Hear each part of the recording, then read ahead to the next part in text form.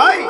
এই যে রাস্তাঘাটে কুকুর দেখেন, কুকুরকে তো আমরা নিকৃষ্ট মনে করে অনেক সময় কুকুরকে গালিগালাজ করি, এমনকি কুকুরের নাম নিয়ে আরেকজনকে গালি দেয়। কুকুরের বাচ্চা বলে না, কথা কয় না, বলে কিনা? যদি খুব ভদ্র ভাষায় বলেন তা বাংলাতে সারমীয় সন্তান বলতে পারে, মানে কুকুরের বাচ্চা। আর যদি আরবিতে বলেন তাহলে ভিন্ন কথা, কিন্তু যেটাই বলেন কুকুর শব্দ দিয়ে যারা গালি দেয়, এই সমস্ত অসংখ্য মুসলমান এই দেশে আছে যারা আরেকজনকে কুকুরের বাচ্চা বলে গালি দিলেও সে নিজে কুকুরের চাইতেও অধম হয়ে আছে, তার নিজের কোনো খবর নেই। অথচ আল্লাহ পাক এই সমস্ত বান্দাদের বেলায় এভাবে উচ্চারণ করেছেন, উলাইকা কাল আনআমি বাল হুম আদাল উলাইকা হুমুল গাফিলুন। আল্লাহ বলে এরা সব হলো কুকুরের মতো, শুয়োরের মতো, না বরং তার চাইতেও নিকৃষ্ট। কারা? যারা মুসলমান দাবি করার পরেও নিজের ইসলাম, নিজের ঈমান ভিতরে এক বিন্দু রাখতে পারে না। এরা খালি মুখে মুখে বলে আমি ঈমানদার। দেখেন এত সোজা না ঈমানদার হওয়া। এখানে আমিও ঈমানদার নিজেকে দাবি করবো, আপনিও দাবি করবেন, ঈমানদার তো দাবি করাই যায়। কিন্তু আল্লাহ পাক বলেন মিনান নাসি মান ইয়াকুলু আমান্না বিল্লাহি ওয়া বিল ইয়াউমিল আখির ওয়া মা হুম বিমুমিনিন। খালি ঈমানদার বললেন যে আল্লাহর প্রতি বিশ্বাস করলাম, এটার নাম ঈমানদার না। কেউ সলিমউদ্দিন কলিমউদ্দিন আমাকে বলল যে ভাই আমি এটা বলছি বিশ্বাস করেন, আমি তার কথা শুনেই কি বিশ্বাস করব? না, আমার উচিত তার সবকিছু যাচাই বাছাই করে তারপরে বিশ্বাস করা। আল্লাহ পাক কোরআনে ফাতিহা থেকে নিয়ে নাস পর্যন্ত কি কি বলেছেন এগুলো পরিপূর্ণ জেনে বুঝে তারপরে ঈমান আনা, এটা হলো একজন ঈমানদারের কাজ। কিন্তু ঈমানদার বলে আমি ঈমানদার হয়ে গেলাম, এরা যখন সুদের হারামের কথা বলে, ঘুষের হারামের কথা বলে, তখন কয় না ভাই সবকিছু মানলে এটা তো মানতে পারবো না, এটা তো খাবোই। তার মানে বোঝা গেল ও আল্লাহ পাকের একটা জিনিস মানে আরেকটা জিনিস মানে না। তো যেই ব্যক্তি একটা মানে আর 10টা মানে না, ও যদি নিজেকে ঈমানদার দাবি করে, ও ঈমানদার না, ও মুনাফিক, বেঈমান, ভণ্ড, এই সমাজের সবচেয়ে বড় বাটপার সে। এজন্য আল্লাহ পাক তার বেলায় বলেন উলাইকা কাল আনআম বাল হুম আদাল, এগুলা কুকুরের মতো, হায়াওয়ানের মতো, জানোয়ারের মতো। কুকুরের যদি জবান থাকতো আর কথা বলতে পারতো, কুকুর বলতো যে ভাই আমার এই নাম দিয়া গালি দিস না, কারণ তোর চাইতে আমি ভালো আছি। এই জমিনের মধ্যে আমি কুকুর হওয়ার পরেও আল্লাহর গোলামি করি, তুই মানুষ হয়ে আল্লাহর গোলামি না করে সমাজের নেতাদের গোলামি করিস। এটা কুকুর বলতো যদি কুকুর জবান খুলতে পারতো। কিন্তু কুকুর বলতে পারে না, কুকুর আফসোস করে, আহারে আমারে নিয়ে গালি দেয়। এই জন্য আল্লাহ বলেন উলাইকা কাল আনআম বাল হুম আদাল, সব কুকুরের মতো, শুয়োরের মতো। কিভাবে? মুসলমান আমরা এখানে দাবি যারা করি, বলেন তো নামাজ আমাদের দরকার আছে কিনা, রোজা দরকার আছে কিনা? কিন্তু এই যে রমজানটা গেল, অসংখ্য ঈমানদার ছিল যারা দাবি করেছে ঈমানদার, কিন্তু একটাও রোজা রাখে নাই। আর তাকে যেই পর্যন্ত মুসলমান নামাজও পড়ে, দাড়িও আছে, এমন এমন মুসলমানও তারা রোজা রাখে না।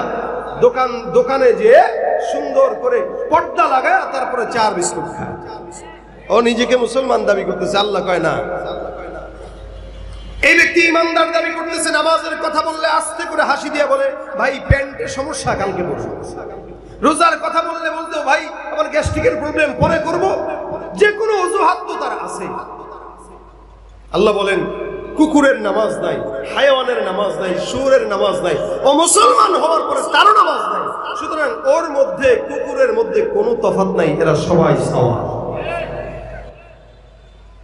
আল্লাহ পাক এরপরে বলেন বাল হুম আদাল, এরা কুকুরের চাইতেও খারাপ। কিভাবে? এলাকার মধ্যে চাঁদাবাজি করে কি কুকুর না মানুষ? বলেন, মানুষ করে। ঘুষ খায় কে, কুকুর না মানুষ? জেনা বিচার করে কুকুর না মানুষ? একজন আরেকজনের জায়গা মেরে নষ্ট করে কুকুর না মানুষ? সব করে মানুষ। আল্লাহ বলে যেই কাজ কুকুর করে না, যেই কাজ হায়াওয়ান করে না, যেই কাজ জানোয়ার করে না, ওই কাজ তুমি মানুষ হয়ে করার কারণে তুমি কুকুর, শুয়োর, জানোয়ারের চাইতে নিকৃষ্ট। ওরা হলো দেশের লাগি মহামারীর মতন, ফাইলে কলম ঠেকাইয়া চালায় শুধুই নির্যাতন। ওরা হলো দেশের লাগি মহামারীর মতন, ফাইলে কলম ঠেকাইয়া চালায় শুধুই নির্যাতন। ঘুষের টাকায় ওদের বুড়ি ঘুষের টাকায় ওদের ভুঁড়ি করে যে টান টান। ওরা শিক্ষিত শয়তান, ওরা শিক্ষিত শয়তান, ওরা শিক্ষিত শয়তান, ওরা শিক্ষিত শয়তান। ঠিক কিনা? দুর্নীতির ওই আখড়ায় বসে, দুর্নীতির ওই আখড়ায় বসে জাহির করে জ্ঞান, কলম দিয়ে কামায় টাকা ধরে সকল ভান। ওরা শিক্ষিত শয়তান, ওরা শিক্ষিত শয়তান, ওরা শিক্ষিত শয়তান, ওরা শিক্ষিত শয়তান। শিক্ষাঙ্গনের দিকে ভাইরে দেখো না চোখ মেলিয়া, ছাত্ররা সব বই ছাড়িয়া আছে শুধু প্রেম লইয়া। আবার অস্ত্র সেতু সঙ্গের সাথী, অস্ত্র সেতু সঙ্গের সাথী হইতে মাস্তান। ওরা শিক্ষিত শয়তান, কি ওরা শিক্ষিত শয়তান, ওরা শিক্ষিত শয়তান, ওরা শিক্ষিত শয়তান। পীরগিরিয়ার মাজার পূজা চলছে দেশটা জুড়িয়া, শিরকি আর ভণ্ডামিতে দেশটা গেছে ভরিয়া। পীরগিরিয়ার মাজার পূজা চলছে দেশটা জুড়িয়া, শিরকি আর ভণ্ডামিতে দেশটা গেছে ভরিয়া। গাজার কলকিটান মারিয়া, গাজার কলকিটান মারিয়া দেখায় খাজার শান। ওরা শিক্ষিত শয়তান, ওরা শিক্ষিত শয়তান, ওরা শিক্ষিত শয়তান, ওরা শিক্ষিত শয়তান। ঠিক কিনা? উলাইকা কাল আনআমি বাল হুম আদাল। আল্লাহ বলে সব কুকুরের মতো, হায়ানের মতো, জানোয়ারের মতো, শুয়োরের মতো, বরং তার চাইতেও কি খারাপ। কারা? যারা সমাজে মুসলমান দাবি করেও ঈমান আনে না, নামাজ পড়ে না, রোজা রাখে না, যাকাত দেয় না, ইবাদত করে না। ইবাদত করব আমরা, আল্লাহ পাক আমাদের ইবাদত গ্রহণ করবেন। আল্লাহর কোনো ইবাদতের দরকার নাই, কিন্তু হ্যাঁ ছোট্ট একটা ইবাদত আল্লাহ নিজে করে, যেটা আল্লাহ পাক কোরআনে স্পষ্ট বলেছেন। আল্লাহ বলেন ইন্নাল্লাহা ওয়া মালাইকাতাহু ইউসাল্লুনা আলান নবী। নিশ্চয়ই আল্লাহ আর আল্লাহর ফেরেশতা ওই আল্লাহর হাবিব পয়গম্বর মুহাম্মদুর রাসূলুল্লাহ সাল্লাল্লাহু আলাইহি ওয়াসাল্লামের উপরে দুরূদের আমল করে। সুবহানাল্লাহ। কে করে? আল্লাহ আর আল্লাহর ফেরেশতা। এটা আল্লাহ পাক স্পষ্ট কোরআনে বর্ণনা করেন। শুধু তাই না, আল্লাহ পাক বান্দাকে আদেশ দিয়ে দিবেন, ইয়া আইয়ুহাল্লাযীনা আমানু সাল্লু আলাইহি ওয়া সাল্লিমু তাসলিমা। এ মুমিন, তোমরা ওই নবীর উপরে দুরূদের আমল করো। কেন? রাসূল বলেন, কেউ যদি জান্নাতে আমার পাশে থাকতে চায়, কেউ যদি জান্নাতে আমার পাশে থাকতে চায়, এই যে পাশের ঘরে, রাসূল সাল্লাল্লাহু আলাইহি ওয়াসাল্লাম বলেন আউলান নাসি বিয়াউমাল কিয়ামা, যেই ব্যক্তি সবচেয়ে আমার নিকটে কিয়ামতের জান্নাতে থাকতে চায়, আকসারুহুম আলাইহিস সালাহ। কারা থাকবে? যারা দুনিয়ার জমিনে সবচেয়ে বেশি দুরূদের আমল আমি রাসূলের উপরে করেছি। যে ব্যক্তি রাসূলের উপরে দুরূদের আমল করবে বেশি, আল্লাহর নবী বলেন সে আমার পাশে জান্নাতে একসাথে আমার সাথে থাকবে। সুবহানাল্লাহ। এখানে আমরা অনেক মানুষ আছি, জিকির আজকার করি, অনেক ইবাদত বন্দেগী করি, কিন্তু আমরা জানি না নবী করিম সাল্লাল্লাহু আলাইহি ওয়াসাল্লামের জিকির, রাসূলের নামের দুরূদের বরকত আল্লাহর কাছে সবচাইতে বেশি দামি। কেন? আল্লাহর হাবিব সাল্লাল্লাহু আলাইহি ওয়াসাল্লাম এই কথাও বলেন, কোন বান্দা যখন আমি রাসূলের রওজার সামনে এসে সালাম দেয়, ইয়া রাসূলুল্লাহ আসসালামু আলাইকা ইয়া রাসূলুল্লাহ আইয়ুহান নবী, এই কথা বলে যখন কেউ সালাম দেয়, নবী বলেন আল্লাহ পাক আমার ভিতরে রূহ দিয়ে দেয়, তো আমি বান্দার সালামের জবাব আমার জবান দিয়ে দিয়ে দেই। সুবহানাল্লাহ। এরকম একজন বুজুর্গ আহমদ কবির রিফাই একজন নামে ছিলেন, যে 550 হিজরিতে নবী করিম সাল্লাল্লাহু আলাইহি ওয়াসাল্লাম রওজা গেছেন হজের সফরে। এই হজের সফরে যখন উনি যান, সফরে যাওয়ার পরে রাসূলের রওজায় সালাম পৌঁছানোর জন্য দাঁড়াইছিলেন।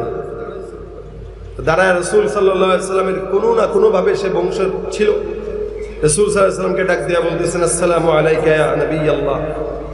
তো বারবার সালাম দিতে স্যার বলতেছে, ইয়া রাসূল আপনি আমার সালাম গ্রহণ করেন।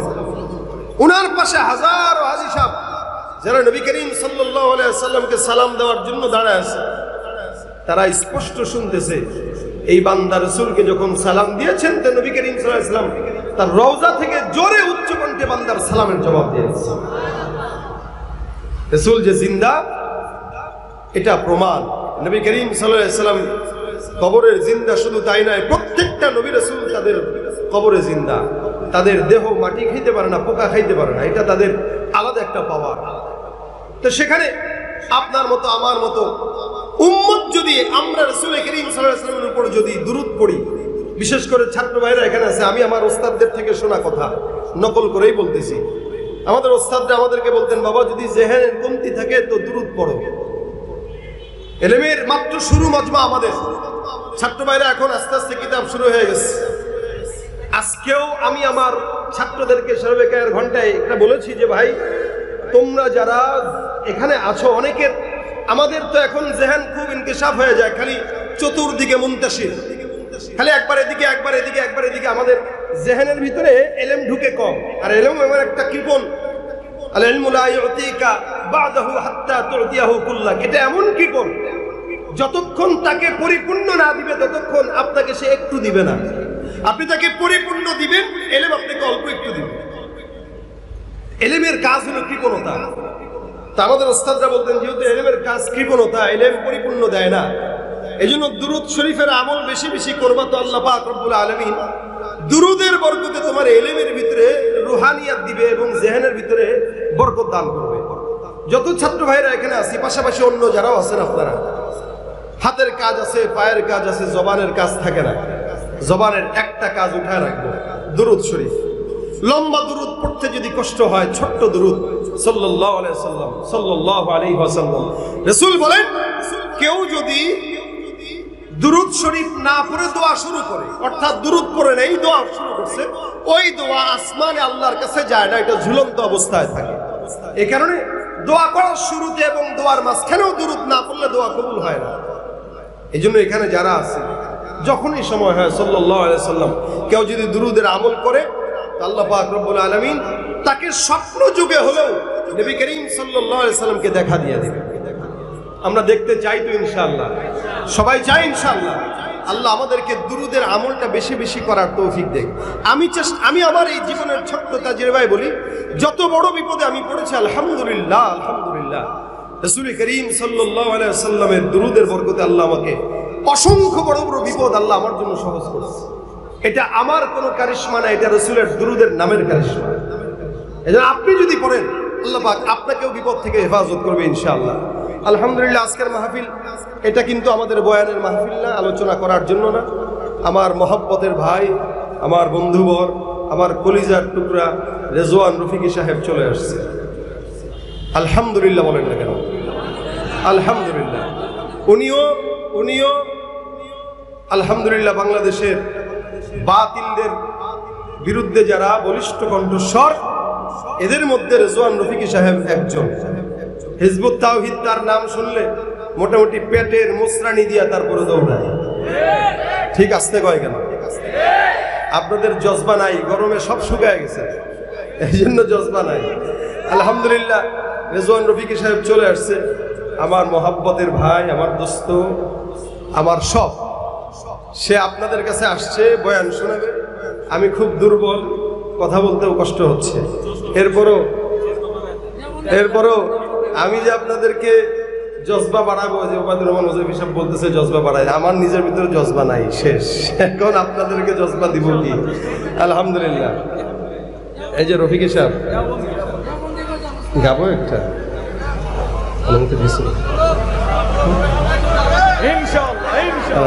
কি গাবো বলেন? গলায় জোর নাই, শরীরে ওজন নাই, এরপরে যেটা গাইতে বলতেছে এটা গাইতে জোর লাগে। আমি এই দেওবন্দ কা ইসলাম কা পারচম, এটা আমি গিয়েছি, ইউটিউবে আছে, সার্চ দিলেই পাবেন। আলহামদুলিল্লাহ, কিন্তু এটা শোনাইতে পারতেছি না। সবাই মিলে আমরা বিশ্ব নবীর অপমানে যদি না কাঁদে তোমার মন, এটা গাবো ইনশাআল্লাহ। আপনারা আমার সাথে গাবেন। আমি একটু দুর্বল বেশি হয়ে গেছি, গরম সহ্য হয় না সবারই, কারোই সহ্য হয় না, এরপরও বিশাল গরম। যাক আলহামদুলিল্লাহ, আসছি যেহেতু, সবাই মিলে আওয়াজ দিয়ে আমার সাথে এক আওয়াজে বলবেন। আমাকে হুজাইফা সাহেব বারবার খোঁজ খবর নিয়ে আজকের এই প্রোগ্রাম প্রত্যেকটা, আমি তো বারবার সবাইকে মেসেজ দিচ্ছিল, আমি কল্পনা করতেছিলাম যে একটা লোক এতগুলা বক্তা দিছে, সবার সাথে কিন্তু সে যোগাযোগ করতেছে, কেমনে সম্ভব? আলহামদুলিল্লাহ, আল্লাহুম্মা জিদ ফাজিল, আল্লাহ তাকে আরো বরকত দান করুন। বিশ্ব নবীর অপমানে যদি না কাঁদে তোমার মন, মুসলিম নয় মুনাফিক, তুমি নবীজির দুশমন। নবীর প্রেমে জীবন দেবে কে আছো নওজোয়ান, তাকবীর তুলে সিংহ শাবক হও তুমি আগুয়ান।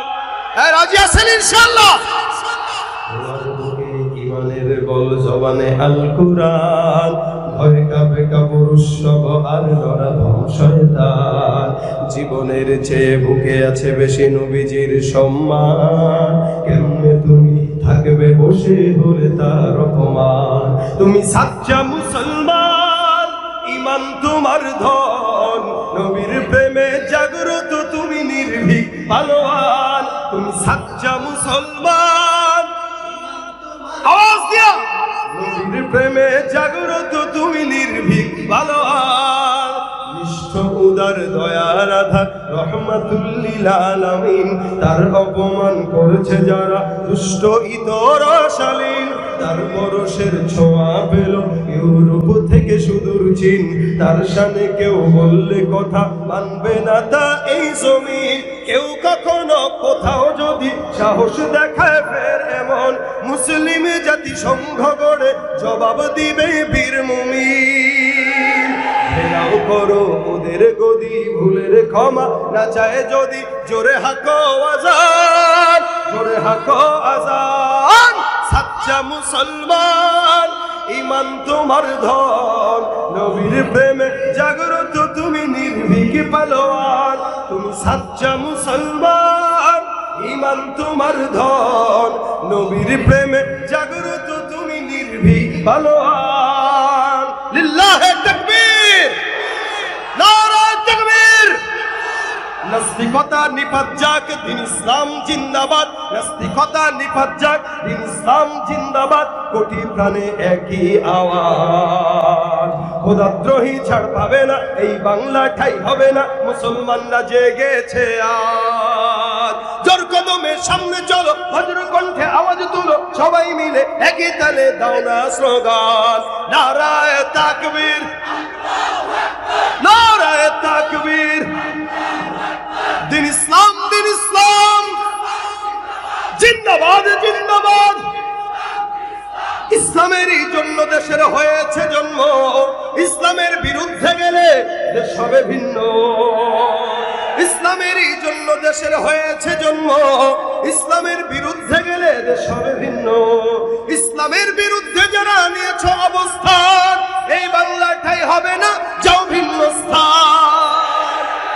জোর কদমে সামনে চলো, বজ্র কণ্ঠে আওয়াজ তোলো, সবাই মিলে একই তালে দাও না স্লোগান। নারায়ে তাকবীর, নারায়ে তাকবীর। দিন ইসলাম, দিন ইসলাম জিন্দাবাদ, জিন্দাবাদ। কোরআন সুন্নাহর আলো দিলে দিলে জালো, রিজওয়ান রফিকি সাহেবের আগমন। নারায়ে তাকবীর। আল্লাহ আজকের মজমা কবুল করুক, সকলে বলে আমিন। ওয়া মা তাওফীক ইল্লা বিল্লাহ। আসসালামু আলাইকুম ওয়া রাহমাতুল্লাহ।